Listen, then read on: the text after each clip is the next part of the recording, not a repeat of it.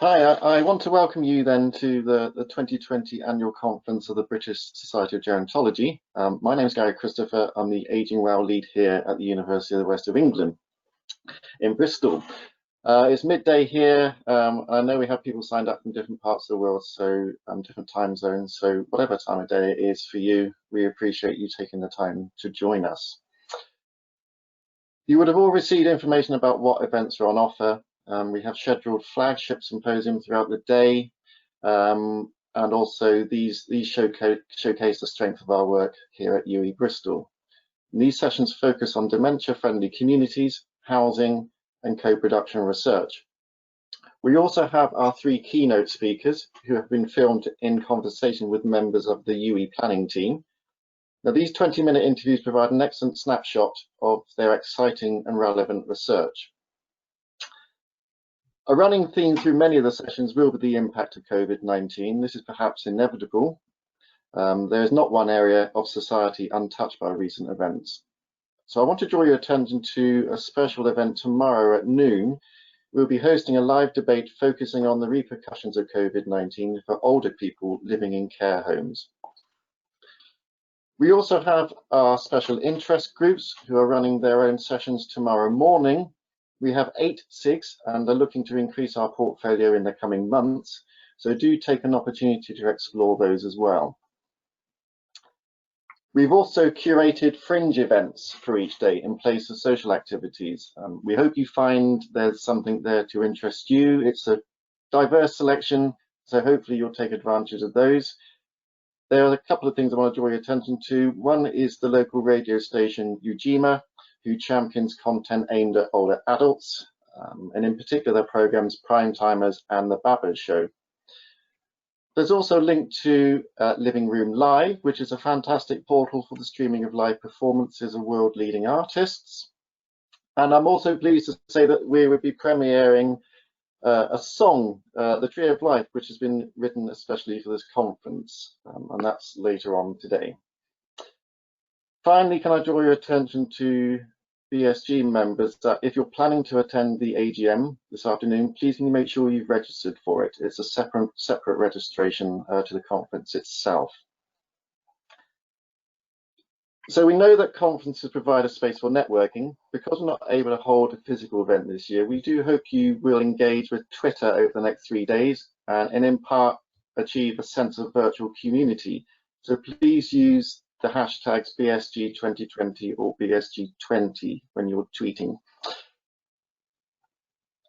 I'd just like to say also that a huge thanks to everyone involved in creating these 3 days of online events. None of us had any experience of running an online conference, so we've all learned very, very quickly together.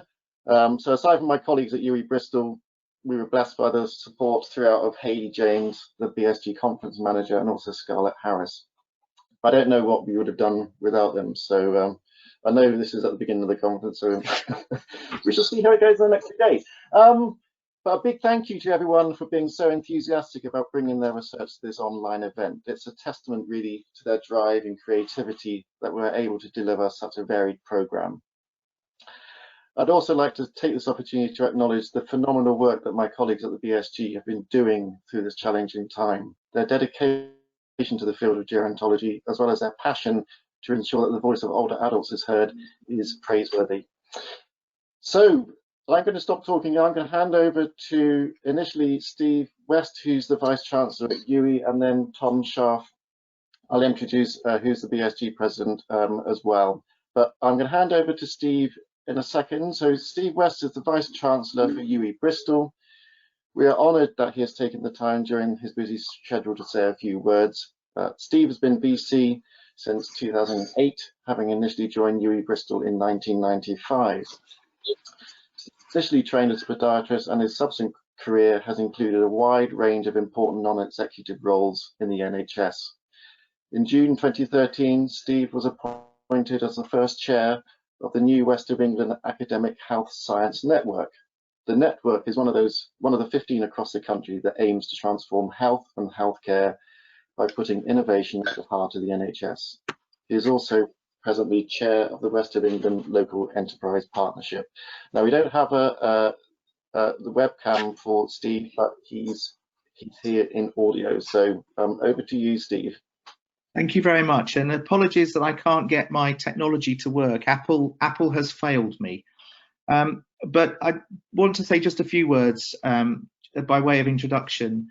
COVID-19 has completely tipped the world on its axis, and I guess my world was completely tipped upside down in March when the university was approached to see whether or not we could provide additional support for the NHS in terms of a Nightingale hospital. So over that Easter period, the university transformed with the NHS and a whole load of people, architects and builders, our exhibition centre, which is probably where this would have been happening.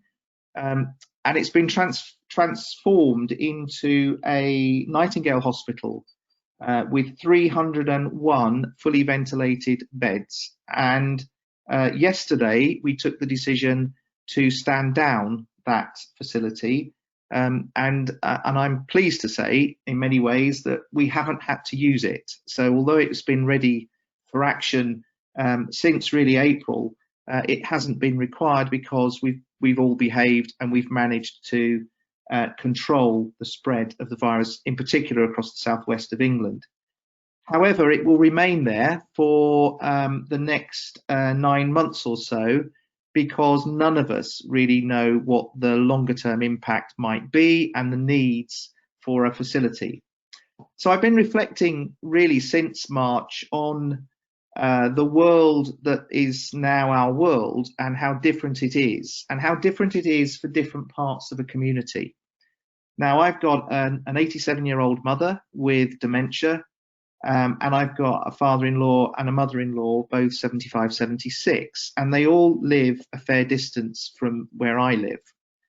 And I've watched them during this period go from calm acceptance into confusion, and for my mother in particular, really a world that is quite constrained, and a world that has probably accelerated her dementia, if I'm honest.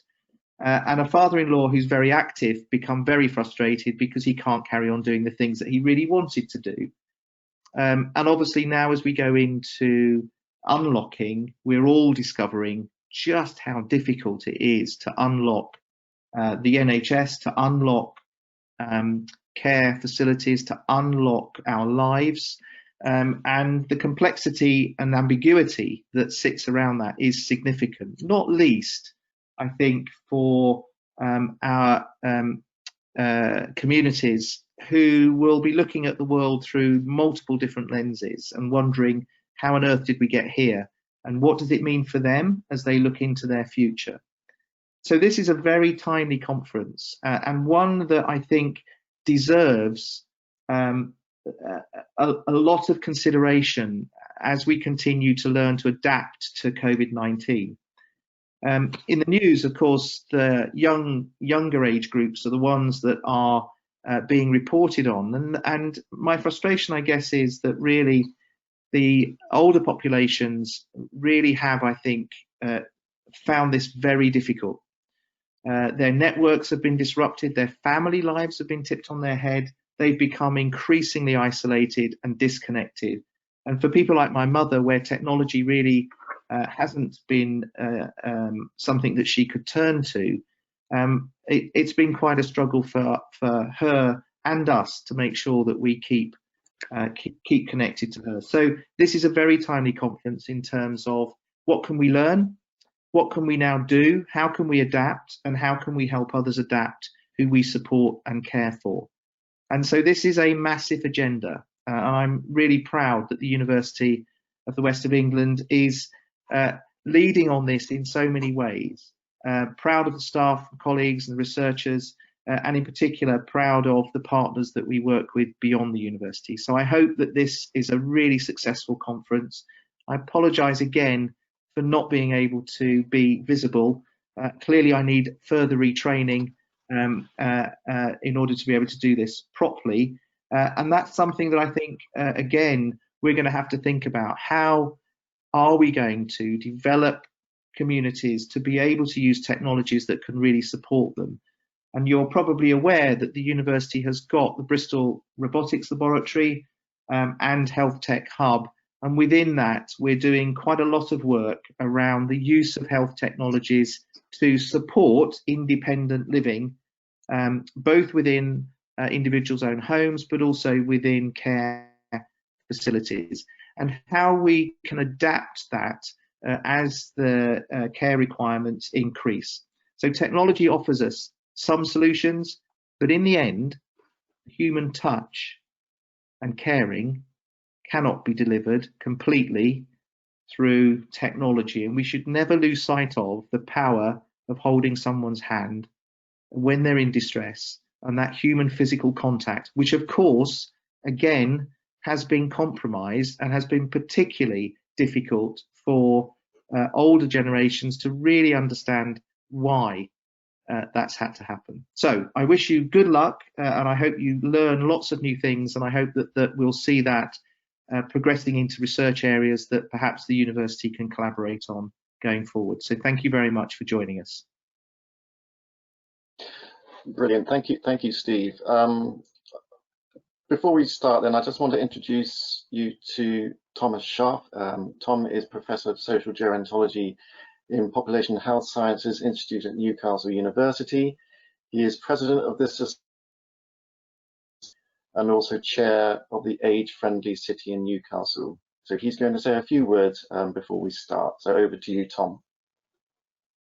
Thanks, Gary. I just really wanted to add my own personal welcome to delegates at the conference this year. Gary and the team at University of West of England have done an absolutely fabulous job in bringing together a programme under what are, by any calculations, incredibly challenging circumstances. We have, in my view, an excellent range of sessions and a breadth of topics that does justice to the work of the British Society of Gerontology in terms of research, policy and practice, all relating to ageing and later life. And the conference theme itself, in some ways, was ahead of its time, ageing and sustainability in a time of transition. I think we're having a lot of those discussions now, especially in the context of COVID, as Steve mentioned in his really interesting introduction.